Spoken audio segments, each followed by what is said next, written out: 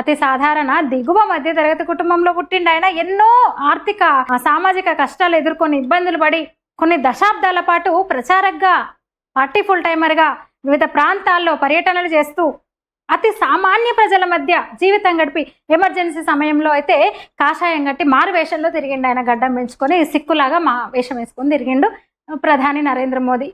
దేశ స్థితిగతులు తెలుసు ఆయనకు. ప్రజల జీవన విధానాన్ని దగ్గరుండి చూసిన ఆయన, ఆకలింపు చేసుకునే వ్యక్తి ఆయన. అంచెలంచెలుగా ఎదుగుతూ ఈ స్థాయికి వచ్చారు జీవితంలో.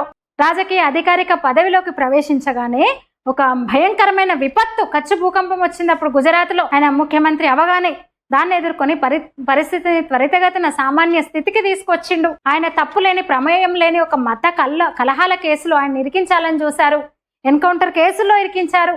దేశీయ అంతర్జాతీయంగా కూడా అమెరికా వీసా నిరాకరించి అవమానించింది. అట్లా ముప్పేట దాడిని అటు దేశంలో బయట పార్టీలో, ఇక మళ్ళీ పార్టీలో రాజకీయంగా అంటే ఎట్లా ఉంటాయి, అవన్నిటిని ఎదుర్కొని అధిగమించి ఈ రోజు ఈ స్థాయికి చేరారు ఆయన. మూడోసారి దేశ ప్రజలు ఆయన మీద నమ్మకంతో పార్టీని గెలిపించారు. తన ఈ రాజకీయ ప్రస్థానంలో భారతదేశంలో అతి సాధారణ, అంటే ఎట్లాంటి అవినీతి లేదు, ఇంకా సాధారణ జీవితం గడుపుతున్నారు ఆయన. అవినీతి అంటే తెలియదు, సొంత కుటుంబం లేదు, సొంత మనుషులు లేరు, సొంత ఆస్తులు లేవు ఆయనకి.